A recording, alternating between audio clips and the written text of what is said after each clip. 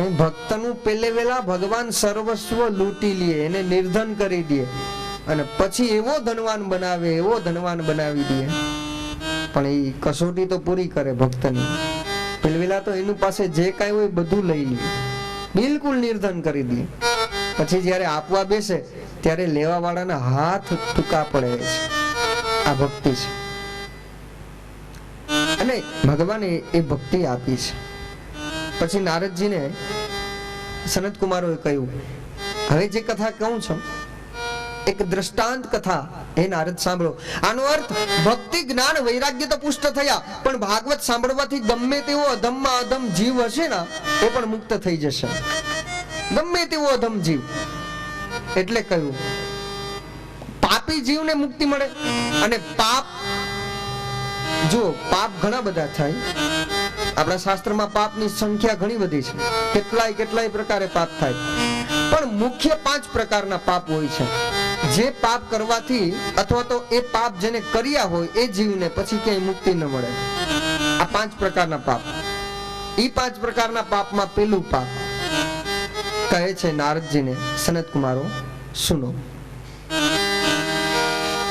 કુમારાઉચુ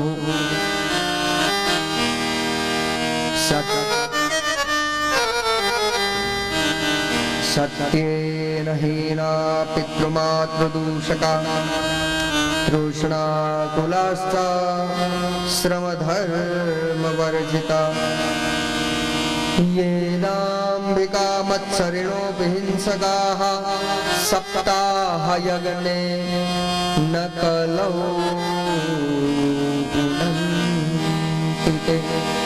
5 પ્રકારના પાપ. એક, સત્યેન હીના, જે સત્યનો માર્ગ છોડે, જે અસત્યને અપનાવે, એના જેવું જગતમાં બીજું કોઈ પાપ નથી. સત્યનો નાશ, અસત્યનો સ્વીકાર એ પાપ.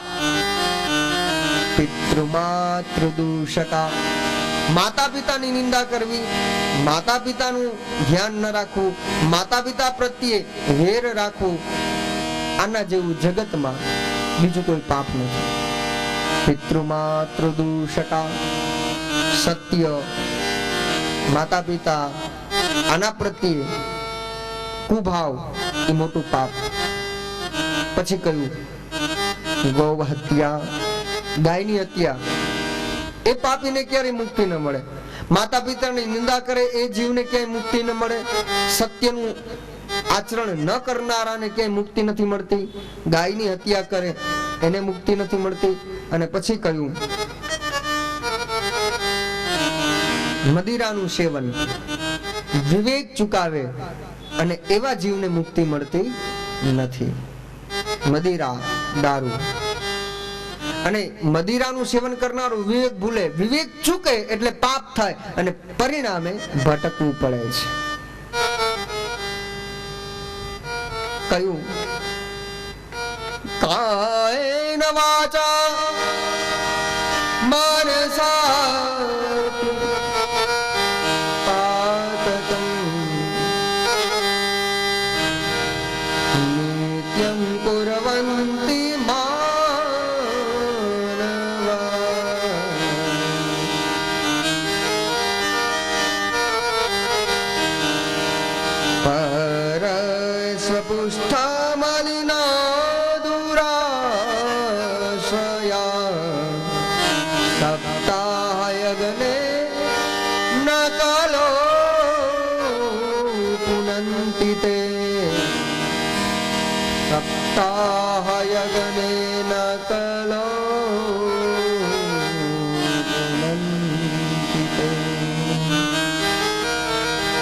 કાયાથી, વાચાથી, વાણીથી, મનથી આ જે પાપ થાય ને એમાં બહુ સાવધાન રહેવાનું.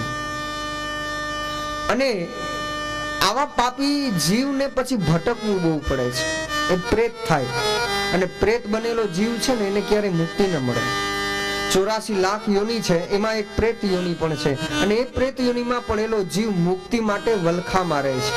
પોતાના પરિવારને, પોતાના કુળને પોકારે છે, પણ ત્યારે એનો અવાજ સાંભળવા માટે પણ કોઈ હોતું નથી. આ યાતના છે. અને માટે પાપી જીવ, હવે એવા જીવને મુક્તિ જોઈતી હોય અથવા એને મુક્ત થવું હોય તો શું કરવું? નારદજીએ કહ્યું એના માટેનો કોઈ ઉપાય તો હશે ને. બોલે તમામ શાસ્ત્રોનો નિચોડ એવા જીવાત્માને ક્યારેય મુક્તિ નથી મળતી, છતાં આવા પાપ થયા હોય અને જીવને મુક્ત થવું હોય, એટલે કે પ્રેત યોનિમાં ભટકતો હોય જીવ અને એને જો મુક્ત થવું હોય તો એક જ ઉપાય, અને એ છે સપ્તાહ યજ્ઞે ન કલૌ પુનંતિ તે.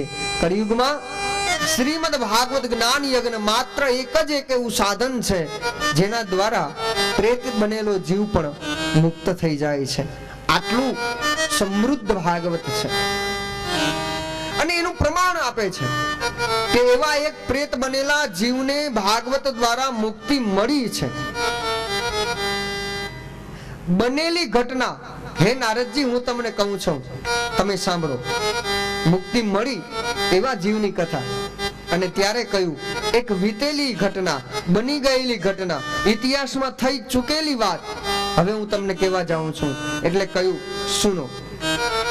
અત્ર તે કીર્તયિષ્યામિ ઇતિહાસ પુરાતન,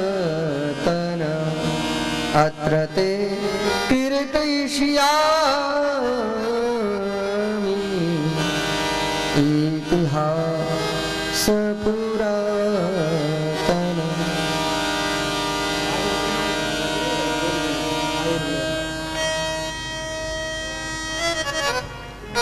અત્ર તે કીર્તયિષ્યામિ એટલે કે એક કથા તમને કહું છું.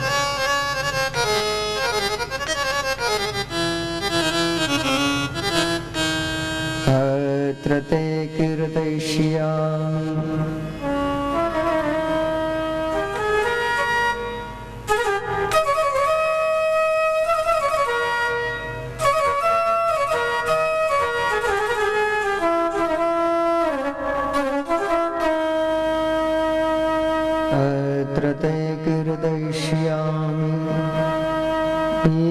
ઇતિહાસ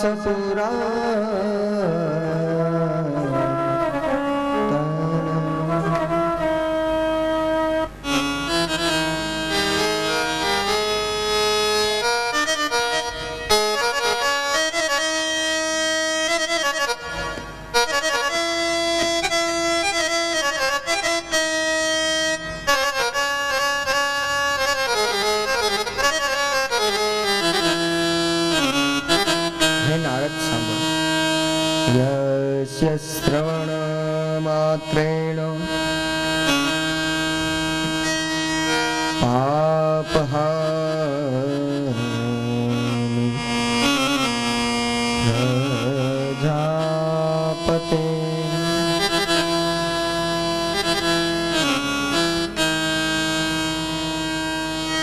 વીતી ગયેલી ઘટના કહું છું, એટલે કે વન્સ અપોન અ ટાઈમ જે બનેલી ઘટના એને પાછી યાદ કરે છે.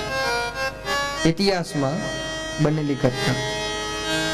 તુંગભદ્રા નદીના કિનારે એક બ્રાહ્મણ આત્મહત્યા કરવા માટે જાય છે. આત્મહત્યા કરવા માટે જ્યારે ગયો, એ બ્રાહ્મણનું નામ છે આત્મદેવ. જાય છે આત્મહત્યા કરવા માટે તુંગભદ્રા નદીના કિનારે, અને ત્યારે બ્રાહ્મણ આંખમાં આંસુ છે. હવે જીવવું નથી, સંસાર અસાર લાગે છે, સંસારથી દુખી છે, ક્યાંય ગમતું નથી. નહીતર બ્રાહ્મણ તો છે, જન્મથી એ બ્રાહ્મણ હતો ને કર્મથી પણ પાછો બ્રાહ્મણ હતો. કેવો હતો? કહે છે આત્મદેવ પુરાતસ્મિન સર્વવેદ વિશારદો, આત્મદેવ પુરે તસ્મિન સર્વવેદ વિશારદો. તુંગભદ્રા તતે પૂર્વમ અભૂતપૂર્વત્વમુત્તમમ, આત્મદેવ પુરા તસ્મિન સર્વવેદ વિશારદો. સર્વવેદ વિશારદ બ્રાહ્મણ હતો. 4 વેદ જેને કંઠસ્થ છે, એટલે કે વેદ જ્ઞાતા હતો, પરિણામે જ્ઞાની તો હતો જ. એટલું જ નહીં, પણ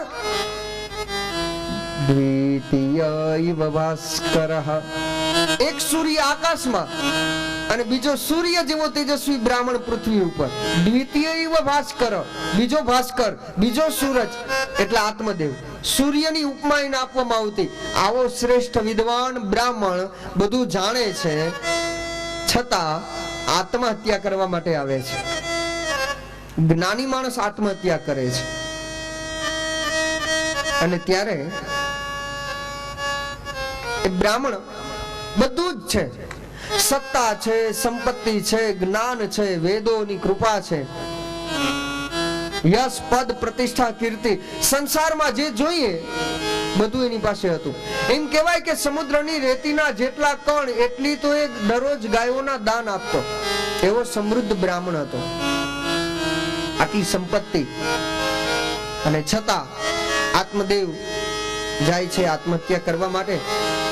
એ આત્મદેવ, એમની એક પત્ની પણ છે, અને પત્નીનું નામ હતું તત્પ્રિયા ધુંધુલી સ્મૃતા ભિક્ષુકો વીતવાન લોકે તત્પ્રિયા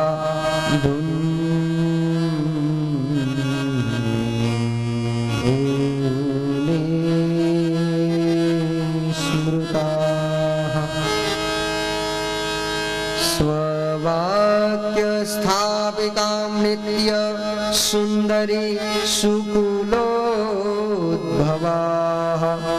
પત્ની તો છે, નામ શું છે?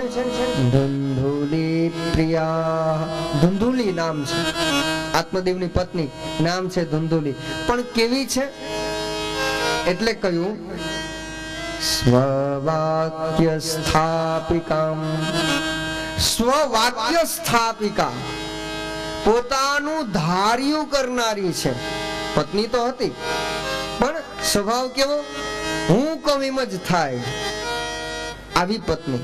સ્વવાક્ય સ્થાપિકામ. અને ત્યારે પાછી કેવી છે? સુંદરી, સુંદર છે, દેખાવ બહુ સરસ છે. સુકુલો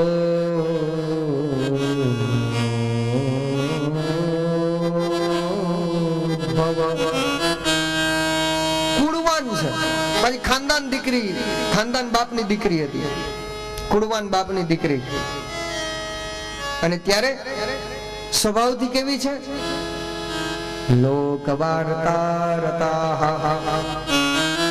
લોકોની વાતો કરવાની બહુ ગમે એને.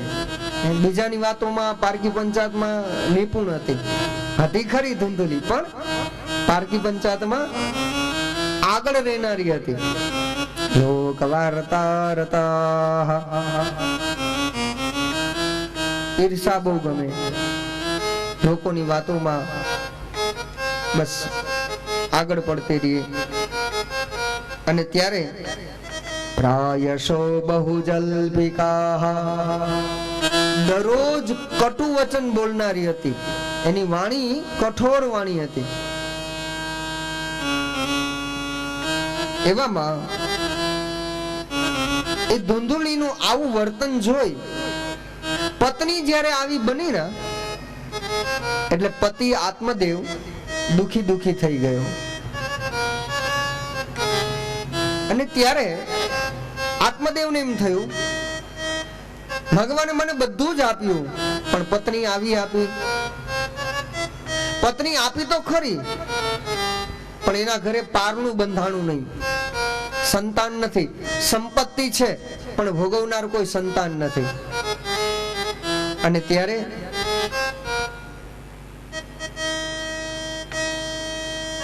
કહે છે તુંગભદ્રા તટે પૂર્વમ અભૂતમ પતમુત્તમમ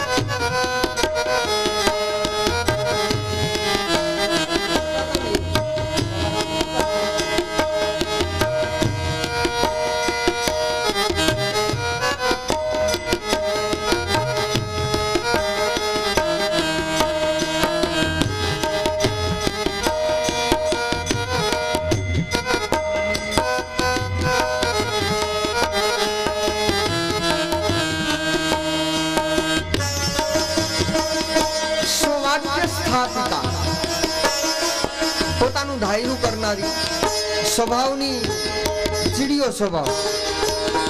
હવે માણસ છે ને દુનિયાને જીતવા નીકળે. માણસ એમ કે હું દુનિયા જીતી લઉં, પણ એ દુનિયા ક્યારે જીતે?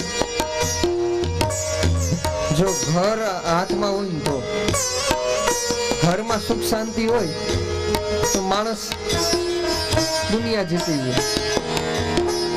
ઘરમાં શાંતિ હોય, અને વાત પણ સાચી, દુનિયા માટે તમે કેવા છો એ મહત્વ નથી, તમે તમારા ઘરવાળા પાસે કેવા છો ને એનું મહત્વ બહુ છે. દુનિયા તમને સારી કે તેથી તમે સારા, દુનિયા તમને ખરાબ કે તેથી તમે ખરાબ નહીં. તમે તમારા ઘરવાળા પાસે કેવા છો મહત્વનું એ છે.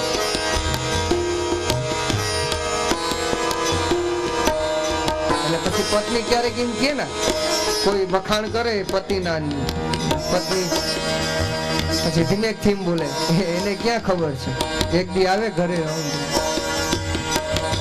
આમ આપણા વખાણી પછી પત્ની કરે. બહારના લોકોને ખબર હોય, બાકી આવે સ્વભાવ જોઈએ ખબર હોય. મને જ ખબર છે. આપણે પછી અને પાછું ધૂંધુલી જેવી પત્ની, એટલે કે સારા વિચાર નહીં, રૂપવાન બહુ. પછી ક્યારેક પતિ પણ પત્નીને એમ કે, you are the most beautiful woman in the world. પત્ની રાજી રાજી થઈ જાય. ઓહો, પતિ આવે જ્યારે વખાણ કરે, you are the most beautiful woman in the world, આખા વર્લ્ડમાં તારા જેવું કોઈ સુંદર નહીં. પત્ની કે ઓહો, આ તો ઉઘડી ગયા મારે. અને પછી પતિ ધીમેકથી એમ કે, ક્યારેક ક્યારેક ખોટું બોલવાની મને આદત છે. આ જે વાત છે, એ જે મીઠાશ છે પતિ અને પત્નીમાં, એટલે કે દુનિયા તમને સારું કે તે મહત્વનું નથી, તમે તમારા પરિવાર માટે, તમારા ઘર માટે કેવા છો એનું મહત્વ છે. અને ત્યારે સ્વવાક્ય જલ્પિકા, ધાયરું કરનારી, એક તો પત્નીથી દુખી આત્મદેવ, બીજું એને ત્યાં કોઈ સંતાન નહીં. એટલે વિચાર થયો, ન મારી પાસે સંતાન, પત્ની આવી, મારા મૃત્યુ પછી મારી પાછળ કોઈ શ્રાદ્ધ કરનારું, પિંડ આપનારું પણ નથી, માટે હવે હું આ બધાથી શું કરું? આટલી સંપત્તિ હોવા છતાં પણ મારા માટેનું કોઈ મૂલ્ય નથી. અને ત્યારે આત્મદેવ નદીમાં ડૂબવા જાય, કૂદકો મારવા જાય, એવામાં એક ઘટના બની. અને ઘટના બની, કોઈ એક ઋષિ ત્યાં સામે આવ્યા, અને એ સમયે એ ઋષિ એને જોવે છે, એનો હાથ પકડી લીધો, કહ્યું, અરે આત્મદેવ, હે બ્રહ્મ શ્રેષ્ઠ, તમે શું કરવા જઈ રહ્યા છો? આત્મહત્યા? બોલે, હા, આત્મહત્યા કરવી એ તો પાપ છે જ, પણ આત્મહત્યા થતી હોય ને એ જોવી એ વળી મોટામાં મોટું પાપ છે. કોઈ આત્મહત્યા કરતો હોય તો એને અટકાવો, એ પુણ્ય છે, પણ આત્મહત્યા કરતા હોય ને જોવી એ મોટામાં મોટું પાપ છે. એમ કહેવાય કે ભગવાને આપેલું આવું સુંદર જીવન, ભગવાને આપેલું આવું સુંદર માનવ શરીર, અને આપણે જો આત્મહત્યા કરીએ અથવા તો વેડફી દઈએ તો એ જીવ બીજા જન્મમાં પર્વત ઉપર કાળો સર્પ બની અને યાતના એને ભોગવવી પડે છે. આત્મહત્યાનું ફળ છે. આત્મદેવ આત્મહત્યા કરવા જાય, એક ઋષિ એને મળ્યા, એનો હાથ પકડી લીધો, પૂછ્યું, અરે પ્રભુએ બનાવેલી આવી સુંદર મજાનું જીવન પણ તું આમ વેડફી નાખ, તને કઈ ફરિયાદ તારા જીવન સાથે? આત્મદેવ કહે, શું કહું બાપજી, પત્ની ધૂંધુલી સ્વભાવથી ઓલી, પત્નીથી દુખી છું, મારે ત્યાં કોઈ સંતાન નથી, માટે હું વાંજ્યો છું અને માટે મારે મૃત્યુ પામવું છે.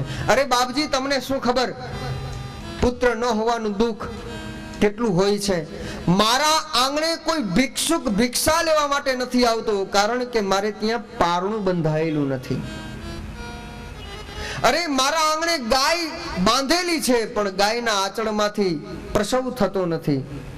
મેં મારા આંગણે, મારા ઘરમાં, મારા ફળિયામાં મેં મારા હાથે વૃક્ષ રોપ્યા, પણ એ વૃક્ષોમાંથી ફળ આવતું નથી. આવી મારી દશા છે. દિગ્જીવતમ પ્રજાહીનામ દિગ્ધનમ ચાન પશ્યંતઃ.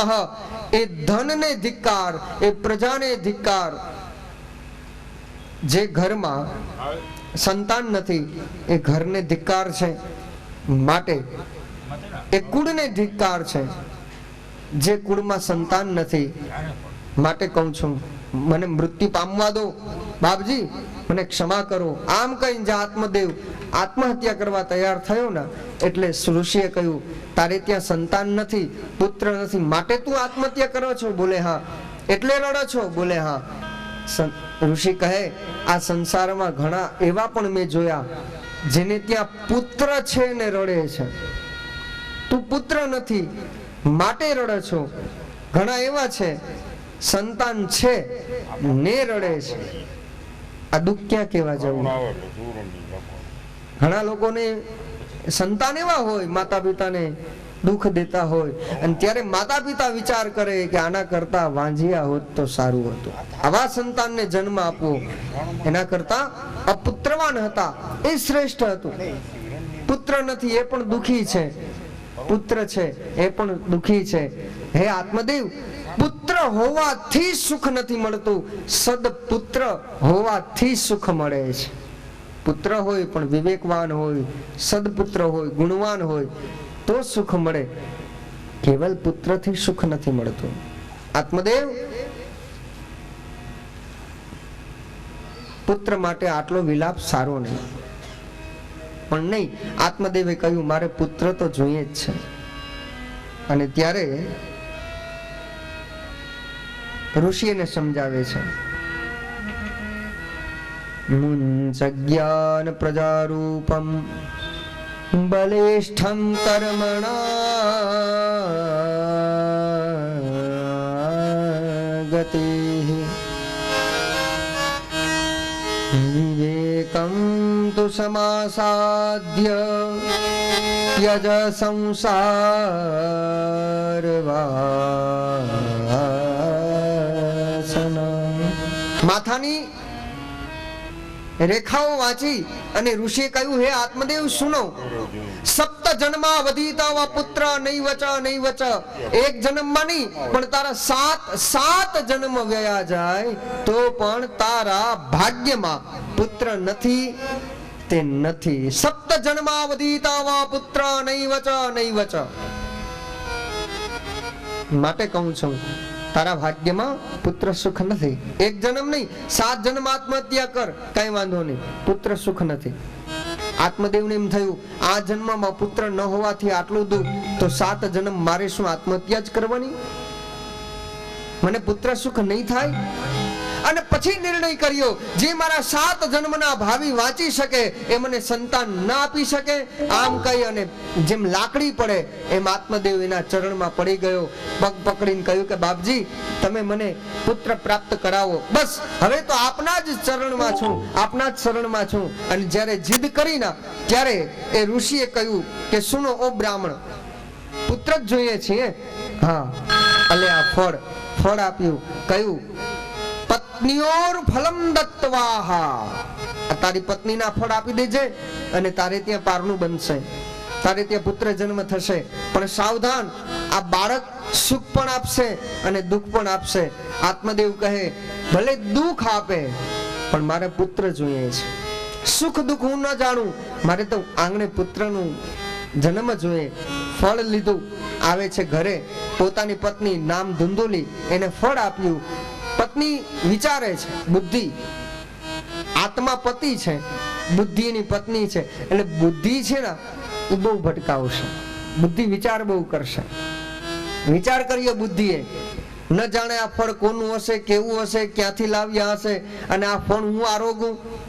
નહીં, મારે તો આ ફળ ખાવું નથી.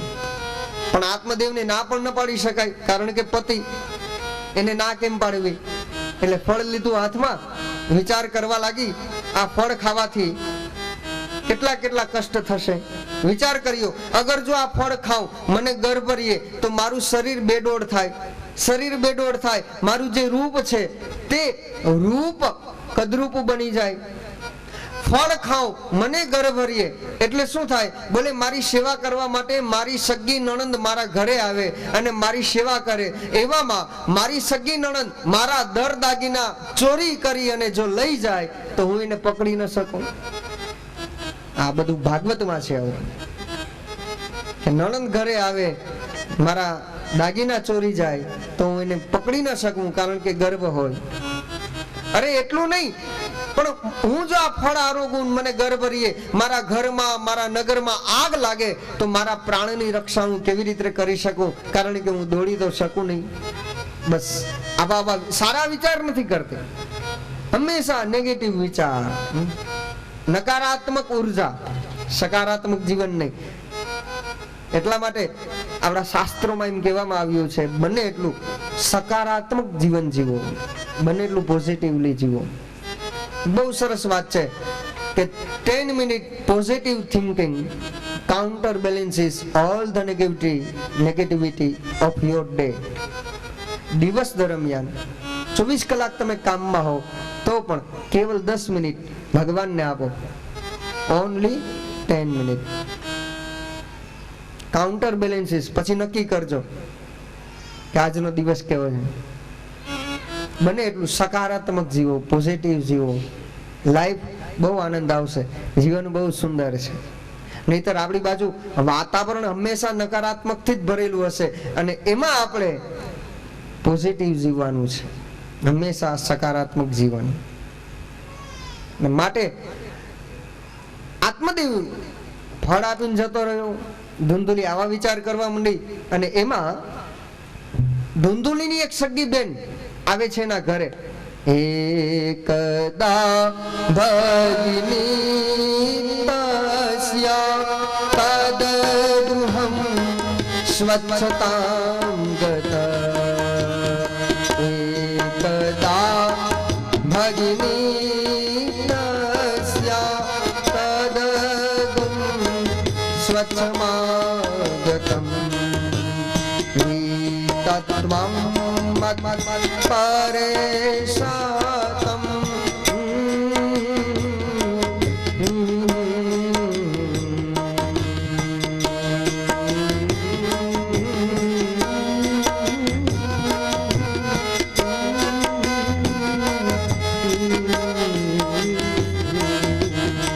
ઓમ નમો ભગવતે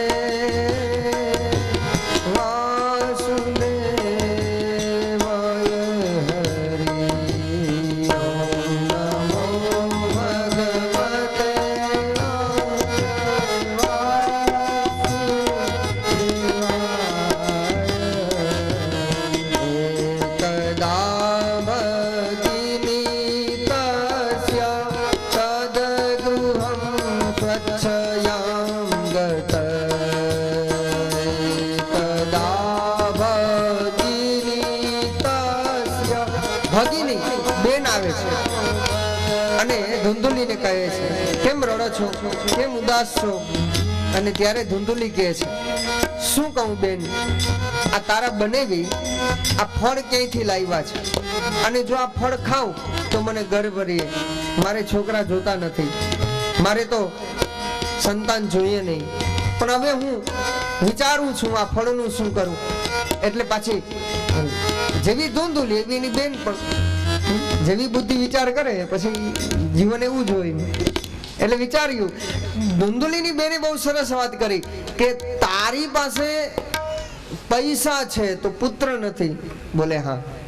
એટલે ધુંધુલીની બેન કહે, મારે ત્યાં તો 5 સંતાન છે અને 6થું સંતાન મારા ગર્ભમાં છે, મને અત્યારે 7મો માસ ચાલે છે. તો એક કામ કરના. બોલે શું? તું મને પૈસા દે, હું તને પુત્ર આપું. એટલે તું પુત્રવાન થઈ જા અને હું સંપત્તિવાન થઈ જાઉં. મારે ત્યાં સંપત્તિનો અભાવ છે, તારે ત્યાં સંતતિનો અભાવ છે. ચાલ એક સોદો નક્કી કર્યો, તું મને સંપત્તિ આપ, હું તને સંતતિ આપું. વાત પણ ગમી. પછી કહ્યું કે થોડા દિવસ તારે ઢોંગ કરવાનો, મને ગર્ભ રહ્યો, મને ગર્ભ રહ્યો. આત્મદેવને ખબર પડશે નહીં. અને જ્યારે મારે ત્યાં ગર્ભ પ્રસવ થશે એટલે ઈ બાળક લઈ અને હું તારી પાસે આવીશ, તને પુત્ર આપીશ, બદલામાં તું મને સંપત્તિ આપી દેજે. વાત ગમી. આત્મદેવ બ્રાહ્મણને પાછળ કપટ રચાય છે. આત્મદેવને ખબર હોતી નથી અને પરિણામ એ આવે છે, સમય આવ્યો, ધુંધુલીની બહેને પુત્ર જન્મ આપ્યો, પુત્ર લઈ ધુંધુલીને આપ્યો, ધુંધુલીએ પુત્ર લઈ અને જાહેરાત કરી. પણ પેલું જે ફળ હતું, એટલે ધુંધુલીની બહેન કહે છે, આ જે ફળ છે ને, તારા આંગણે ઉભેલી ગાય એને આપી દે. એટલે ઋષિનું ફળ સાચું છે કે ખોટું એની પરીક્ષા પણ થઈ જશે.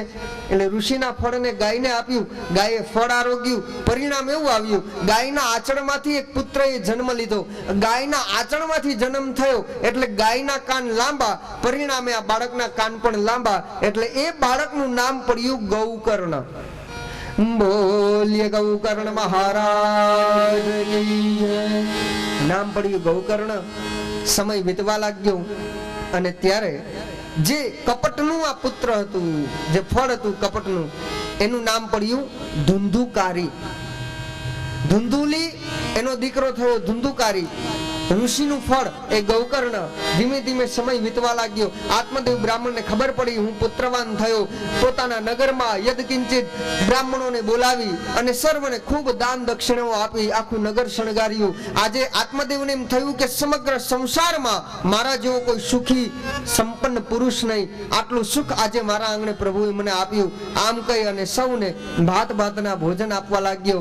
બ્રાહ્મણ આત્મદેવ ખૂબ પ્રસન્ન થયો અને દિવસો જેમ જેમ વીતવા લાગ્યા ને એમ ગૌકર્ણ પંડિત થયો અને ધુંધુકારી મહાખલ થયો. ધુંધુકારી દુષ્ટ થયો. નાના નાના બાળકોને ગાળો આપે, જુગાર રમે, મદિરા પાન કરે, માતા પિતાની નિંદા કરે, માતા પિતાને ગાળો આપે. આત્મદેવ બ્રાહ્મણને થયું આ મારો બાળક, આવા સંસ્કાર. પુત્ર જન્મ થયો ત્યારે એમ લાગ્યું કે મારા જેવો સંસારમાં કોઈ સુખી નહીં. હવે પુત્રના કર્મ જોયા ના એટલે એમ લાગ્યું આના કરતા ઋષિએ જે કહ્યું હતું એની વાત સાચી છે. પુત્રની મોહ, આ પુત્ર પ્રત્યેની મમતા હવે મને વધારે દુખી કરે છે. આ દુઃખ હવે હું કેને કહેવા જાઉં? બસ ધુંધુલીનું વર્તન જોઈ પિતાને દુઃખ થાય છે. મદિરાનું સેવન કરે એવો ખલ બની ગયો ધુંધુકારી કે મદિરા પી અને રાતના સમય સ્મશાનમાં જાય, સ્મશાનમાં જાય અને મરદા ઉપર બેસીને રાંધેલું અન્ન ભોજન કરતો. આવો દુષ્ટ હતો ધુંધુકારી. અને પરિણામે માતા પિતાને માર મારે. એનું જે કઈ સંપત્તિ હતી જુગારમાં, દારૂમાં ખર્ચાઈ ગઈ. ગણિકાનો સંગ કરતો ધુંધુકારી, પંચગણિકા એનો સંગ કરવા લાગ્યો. મદિરાનું સેવન, સંપત્તિનો નાશ, આવું પાપ કર્મ જોઈ આત્મદેવ બ્રાહ્મણ હવે એનાથી રહેવાયું નહીં. પરિણામે આત્મદેવ બ્રાહ્મણ આવે છે ગૌકર્ણ પાસે અને ત્યારે ગૌકર્ણ એ તો ઋષિનું ફળ અને પરિણામે જ્ઞાનથી ભરેલ ગૌકર્ણ પિતાજીને કહે છે પિતાજી હજુ પણ તમે ક્યાં સુધી આ મમતામાં મોહમાં અટવાશો? આ ઉંમર તમારી આત્માના કલ્યાણ કરવા માટેની છે, માટે છોડી દો પુત્ર કામના, પરિવારની કામના અને બધું છોડી અને તમે વનમાં પ્રવેશ કરો. ત્યાં આત્માનું શ્રેય થાય માટે તમે શાસ્ત્ર પઠન કરો. એક બાળકે કહ્યું પોતાના પુત્રએ અને ત્યારે ગૌકર્ણ કહે છે પિતાજી આસાર ખલ સંસારો દુઃખ રૂપ વિમોહક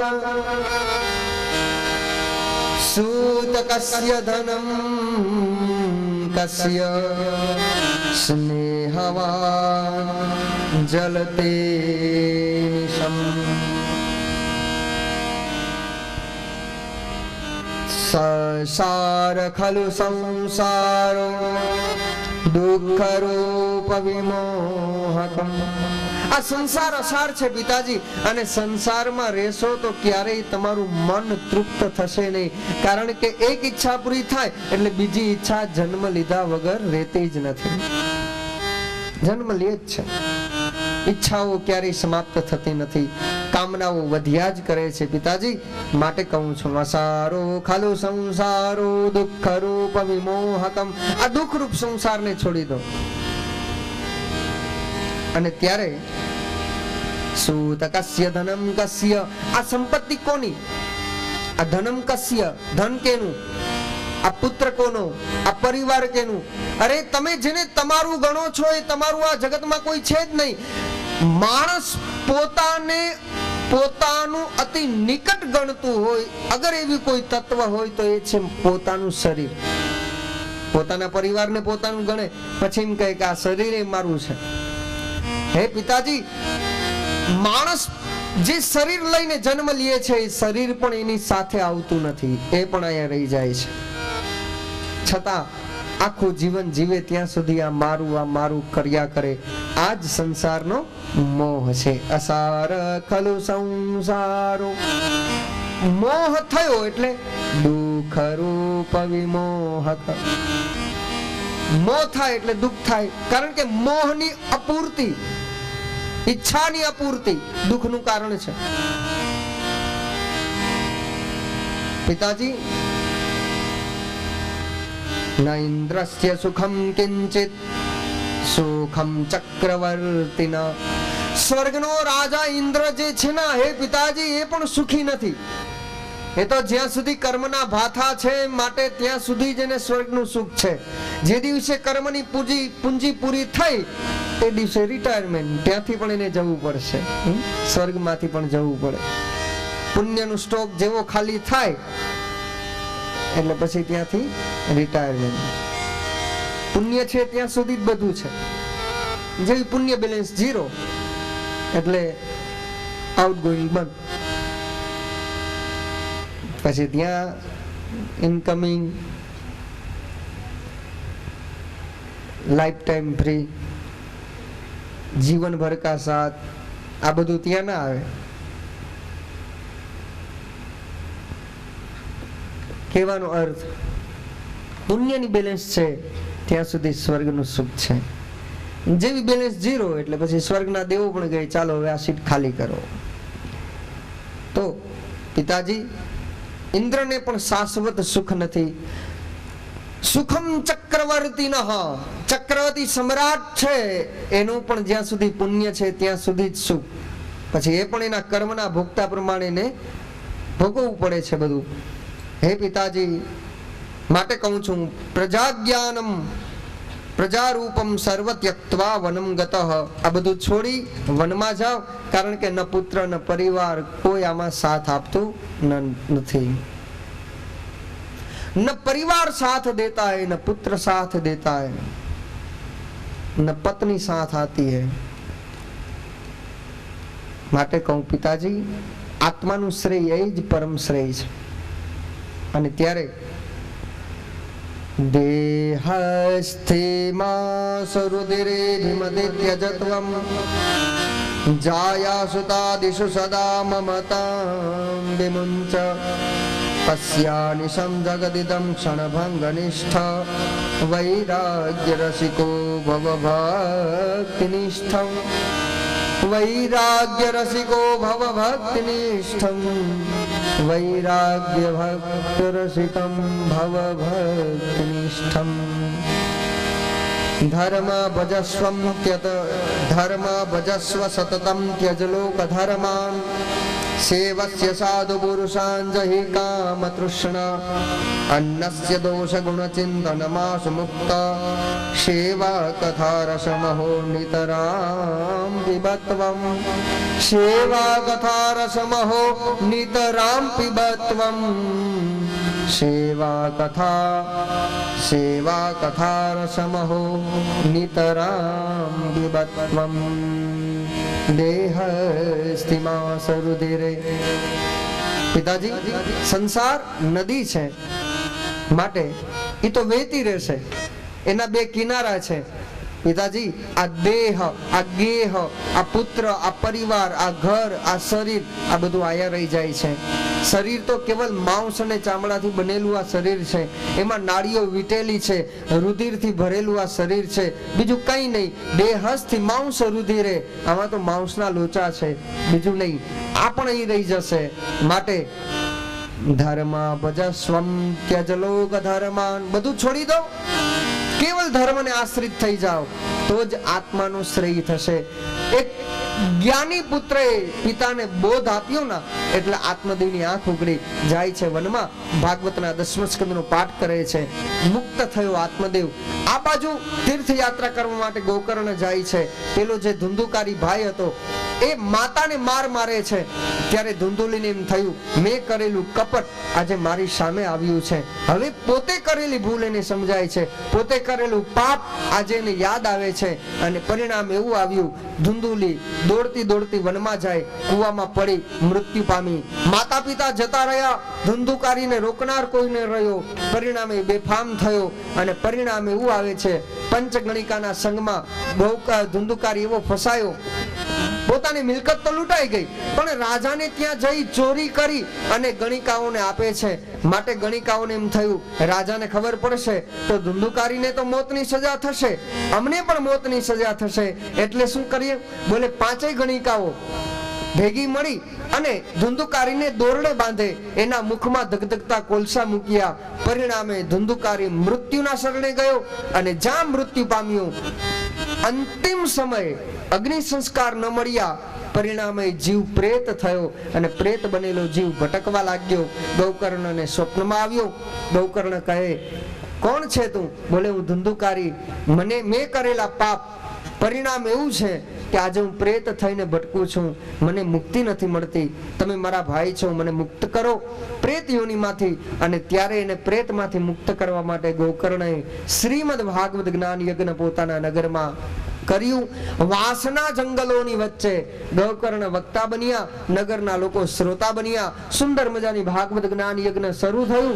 અને એ જ ભાગવત જ્ઞાન યજ્ઞ થયું એવામાં નવા શબ્દ, શંખ શબ્દનો નાદ થયો. ગગન મંડળમાંથી દેવતાઓ આવ્યા. 7 દિવસ સુધી ભાગવત જ્ઞાન યજ્ઞ થયું. પેલો ધુંધુકારી આવે છે, પ્રેત છે, વિચાર કરે મારો સગો ભાઈ મને મુક્ત કરવા માટે ભાગવત જ્ઞાન યજ્ઞ કરે, પણ હું બેસું કેવી રીતે? કારણ કે પાપીને સત્કર્મમાં ક્યાંય સ્થાન મળતું નથી. વિચાર કરે, ચારે બાજુ દ્રષ્ટિ કરી, ક્યાં બેસું? એવામાં એની નજર પડી 7 ગાંઠ રૂપી લીલો વાસ. અને ધુંધુકારી ત્યાં પહોંચ્યો. 7 ગાંઠ રૂપી લીલા વાસમાં પ્રવેશ કર્યો. એક દિવસ પૂરો થાય, એક ગાંઠ છૂટે, બીજો દિવસ પૂરો થાય, બીજી ગાંઠ તૂટે. આમ 7 દિવસ પૂર્ણ થયા. 7 ગાંઠ રૂપી લીલા વાસમાંથી અંતિમે ધુંધુકારી પૂર્ણ દિવ્ય પુરુષ પ્રાપ્ત થયો. પ્રેત મટ્યો, પુણ્યશાળી આત્મા બન્યો ધુંધુકારી. અને પરિણામે ભાગવત જ્ઞાન યજ્ઞની એવી અસર થઈ કે આકાશ મંડળના દેવતાઓએ પુષ્પ વર્ષા કરી, નગરના લોકો જય જયકાર કરવા લાગ્યા. અને એ સમયે ધન્યામ ભાગવતીમ વાર્તા પ્રેત પીડા વિનાશિની. ગૌકર્ણ કહે, આ ભાગવત જ્ઞાન યજ્ઞની ધન્યતા છે, કારણ કે પ્રેત બનેલા જીવને આજે પુણ્યશાળી બનાવ્યો. ભગવાનનું પુષ્પક વિમાન આવ્યું, ધુંધુકારી એમાં બેઠો અને સદા સર્વદા આ લોક છોડી પરલોકમાં ભગવાનના ધામમાં ધુંધુકારી જાય છે. એને જતા જોયો, આંખમાં આંસુ આવ્યા ગોકર્ણને. ધન્ય છે મારા ભાગવત જ્ઞાન યજ્ઞને, ધન્ય છે ભાગવત શાસ્ત્રને. આવો પ્રેત બનેલો જીવ પણ આજે પુણ્યશાળી બની મુક્ત બન્યો. અને ત્યારે ભગવાનના ધામમાં પુણ્યશાળી જીવાત્માએ પ્રવેશ કર્યો. જય જયકાર થયો. બોલીએ ચંદ્રભુજ નારાયણ ભગવાન, ચંદ્રભુજ નારાયણ ભગવાન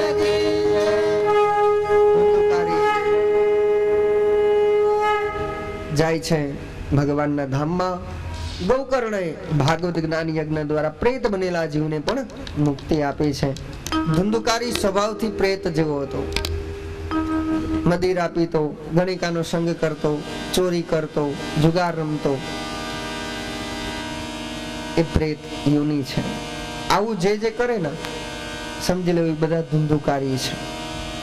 એ જીવતા જીવ જ પ્રેત જેવા કહેવાય. આ તો જીવતો હોય ત્યાં સુધી કોઈની હિંમત ન હોય ને પ્રેત કહેવાની, બાકી એ પ્રેત યોની જ છે. જેના કર્મ આવા હોય એ પ્રેત નિયમિત છે. પણ બને એટલું શાસ્ત્રના સંગથી વિવેક જાગે છે અને એ વિવેક પાપ કરતા અટકાવે છે. માટે અવારનવાર જ્યારે પણ ભાગવત ક્યાંય પણ થતી હોય, જેટલો સમય મળે એટલો, એક ઘડી આધી મેં પુનિયા, એક ઘડી પણ સત્સંગ કરી લેજો.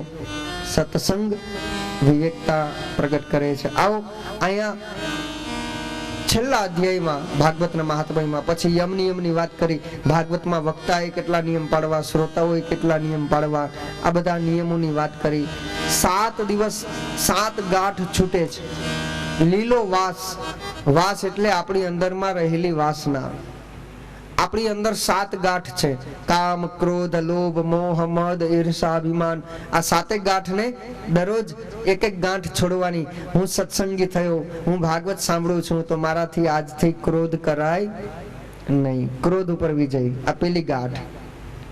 પછી લોભ ન થાય, લોભ ન કરવો, મોહ નહીં, ઈર્ષા નહીં, અભિમાન નહીં, અહંકાર નહીં. આ એક ગાંઠ દરરોજ આપણે છોડવાની છે. ભાગવત જ સમજાવે છે. બસ. તો યમ નિયમમાં રહેવું. 32 પ્રકારના નિયમો વક્તા માટેના છે, 32 પ્રકારના નિયમો શ્રોતા માટેના છે. શ્રોતાઓએ નિયમમાં રહીને કથા સાંભળવી, વક્તાએ નિયમમાં રહીને કથા કહેવી. એટલે કે વક્તા કેવો હોવો જોઈએ? બોલે નિર્લોભી વક્તા હોવો જોઈએ, દ્રષ્ટાંત કુશળ વક્તા હોવો જોઈએ. તો સામે શ્રોતા કેવો હોવો જોઈએ?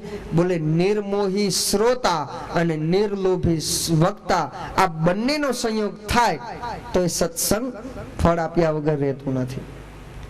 માટે શ્રોતા હંમેશા નિર્મોહી, વક્તા હંમેશા નિર્લોભી.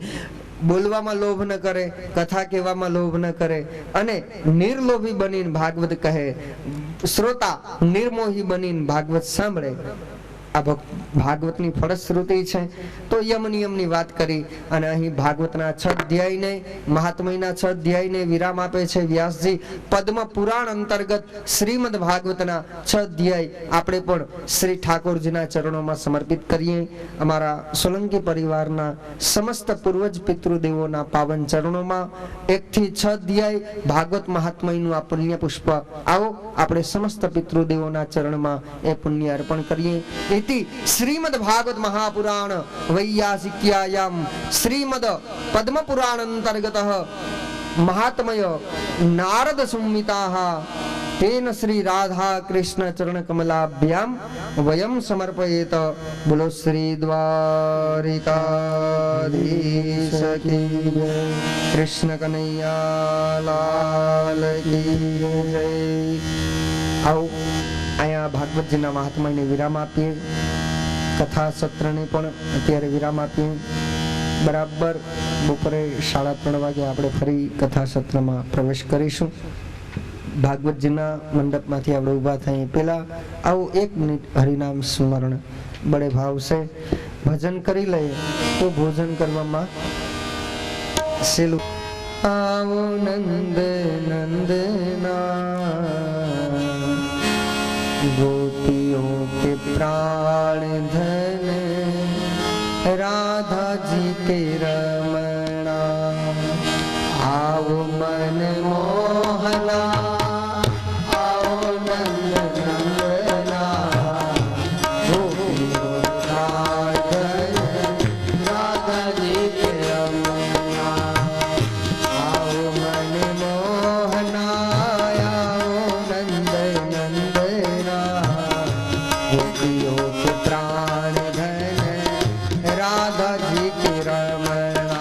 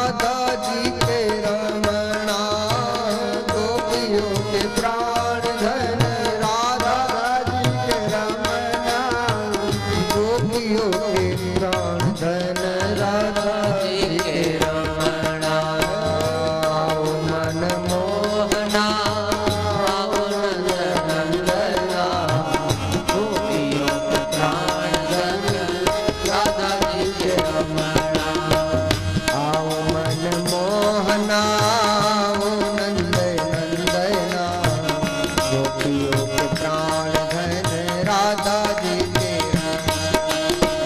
आओ मन मोहन राधे नंदना, गोपियों के प्राण धन राधा जी के रमना, गोपियों के प्राण धन राधा जी के रमना, गोपियों के प्राण धन राधा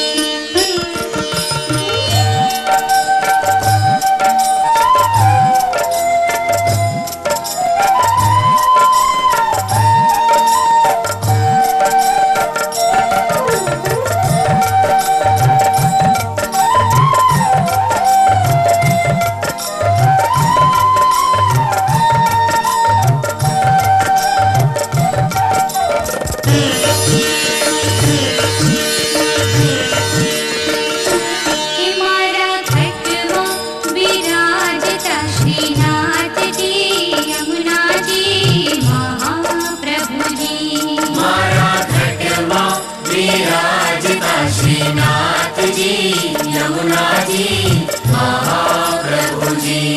मारू मनडो छे गोकुळ वनरावन, मारू मनडो छे गोकुळ वनरावन। मारा तनना कणियामां तुलसी रावण, मारा प्राण जीवन हे मारा खटमा विराजता श्रीनाथ जी यमुना जी महाप्रभु जी। मारा खटमा विराजता श्रीनाथ जी यमुना जी महाप्रभु जी।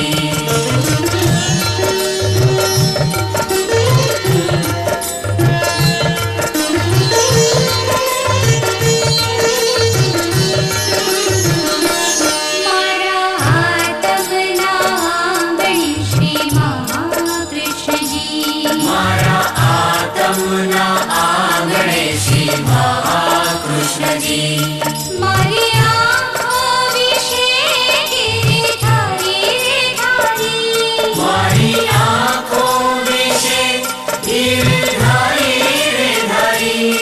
मारू तन मन द्यो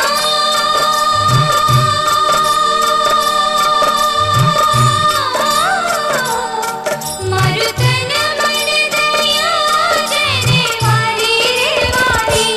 मारा श्याम मुरारी हे मारा खटमा विराजता श्रीनाथ जी यमुना जी महाप्रभु जी। मारा खटमा विराजता श्रीनाथ जी यमुना जी महाप्रभु जी।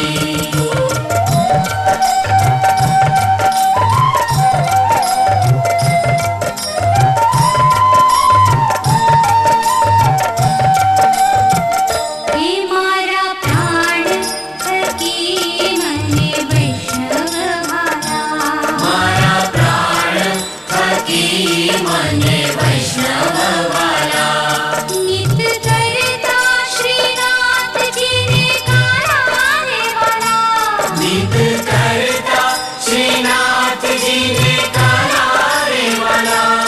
मैं तो वल्लभ प्रभु जी ना कीधा छे दर्शन, मारू मुनि रिझुमन हे मारा खटमा विराजता श्रीनाथ जी यमुना जी महाप्रभु जी। मारा खटमा विराजता श्रीनाथ जी यमुना जी महाप्रभु जी।